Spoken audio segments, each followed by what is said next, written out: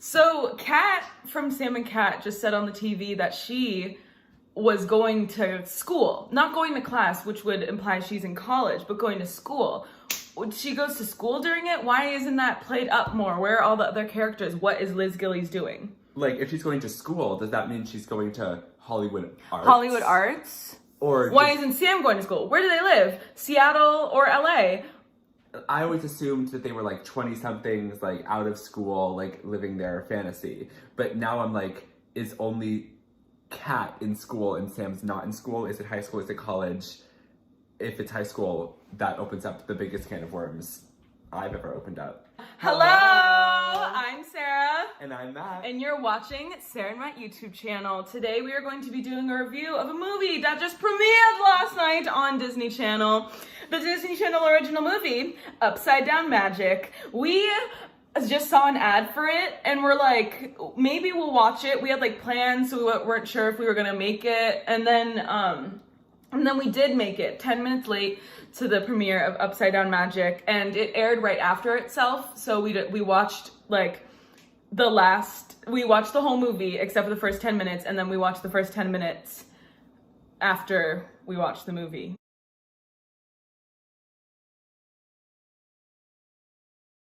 Matt, do you want to kick it off with your first point? Okay, so my first point is, so we come into the movie, we're like 20 minutes late.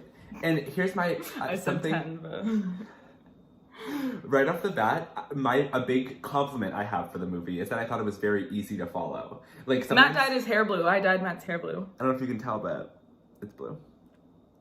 And so, like, sometimes a problem I have with Disney Channel original movies is that they're like convoluted and like confusing. Confusing. But Zombies too. Zombies too. Try to watch it. I was like, what is happening? I was like, I'm glad there are zombies and I'm glad they're dancing, but like, I don't know what's going on. But like, Upside Down Magic, we were like talking, gabbing, like going to get food, and like, I followed it like detail for detail. It was like it was like very nice, a very calming watch if you want something that you would know you can No one can follow. understand, yeah, it's easy to follow, which is good storytelling. It doesn't always have to be super confusing, you know? Should we give like a summary of like... That's the plot. That's such a long summary. It looked like a full minute. You want to try it again? Sure. So there's this main character with magic. She's not that great at her magic, but her best friend is super good at her magic. They go to this new magic school and take this magic placement test. The girl who's not that great at her magic finds out that her magic is actually special upside down magic. Like the title. And upside down magic is more susceptible to the shadow magic, or that's what everyone seems to think. Yeah. And she's put in this special class with all the other upside down magic kids, and the headmistress is like, you can't practice your magic because it's evil. And then the plot unfurls from there. Yeah, it's much better. Thank you. I like the plot of magic. Like, I think that's fun.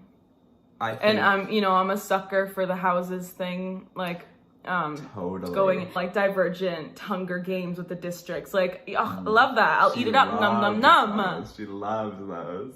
You do too. I also love them, but I would say they're like more your thing. We're quarantining together, in case you didn't know. It's been in other videos, but we're quarantining together. We only see our families and each other. Stay safe, wear a mask, and don't hang out with 20 people at a house party. You know, if the shoe fits, then I'm talking about you. Speaking of 20, it was my 20th birthday. Yeah, it's his 20th birthday on July 20th.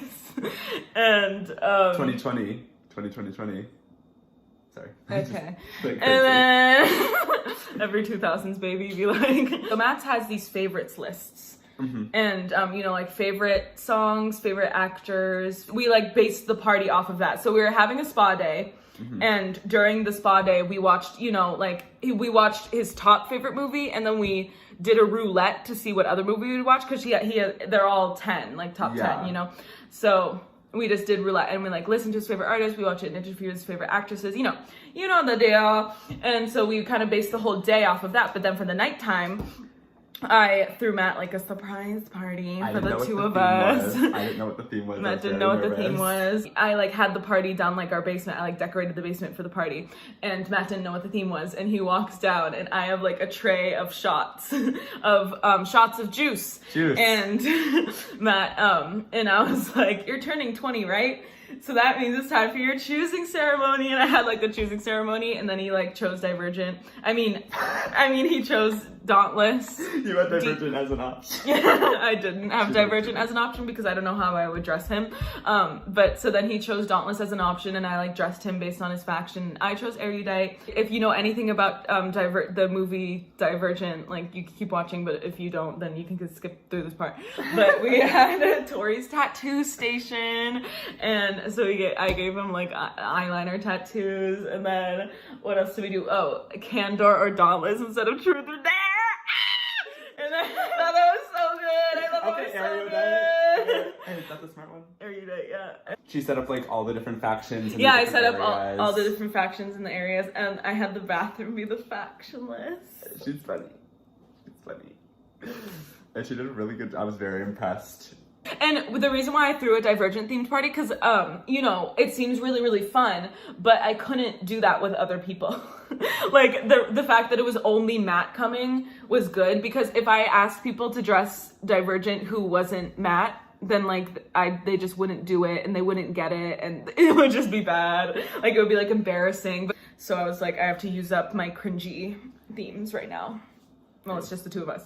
Back to Upside Down Magic. So here's my critique. They like would start a lot of plot and then not like so at the beginning they had a few moments where you know how in every Disney Channel original movie there's like a romantic storyline. Mm-hmm. It's always like someone's like there's always a behind like a background storyline, but it's always there. And at the beginning they started it for the main character and this other guy, the like mysterious quiet one. And I was like, okay, Disney, like. Good idea. And there was like, they had like a distinctive moment where everyone was like, you guys are so like gross, like stop flirting. Yeah. And I was like, oh, okay, like they're gonna get together in the end. And after that moment, nothing. They didn't even like speak again.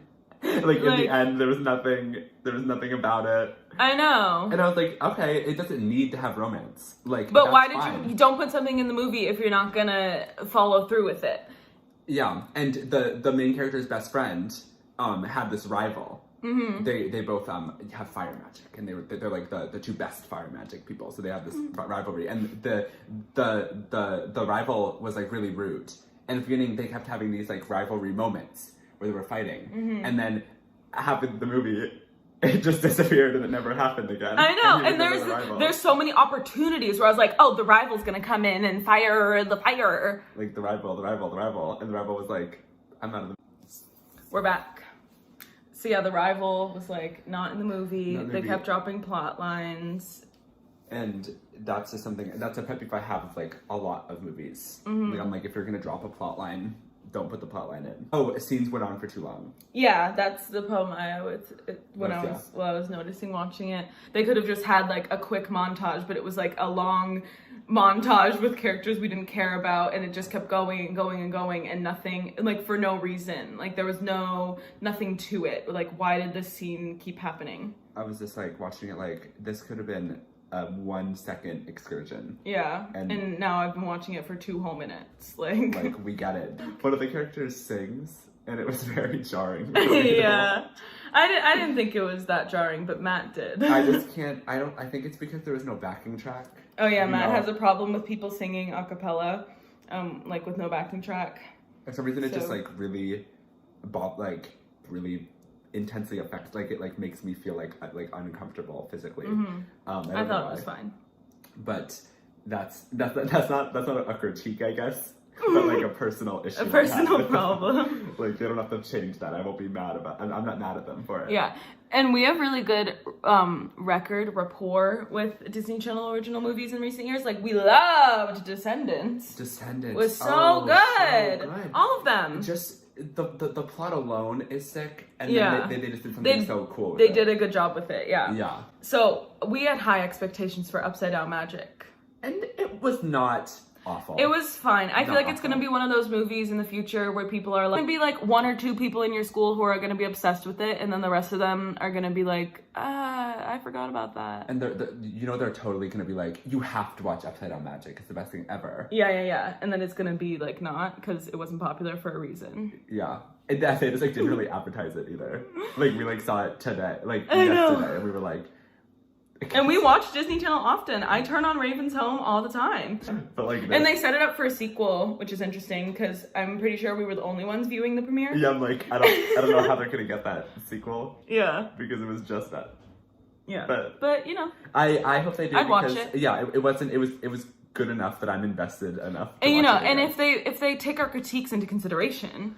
Yeah, then... this isn't for YouTube. We're sending it to them. Yeah. Along with your birthday party story and our family problems. Obviously. Yeah.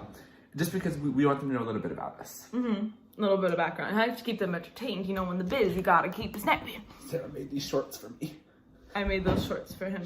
She like bleached clouds into them. I bleached clouds into them. Like, subscribe, hit the bell. I love you. Thank you for watching. Put your thoughts of Upside Down Magic in the comments below. Watch it on Disney Channel now. Follow our socials. Follow me on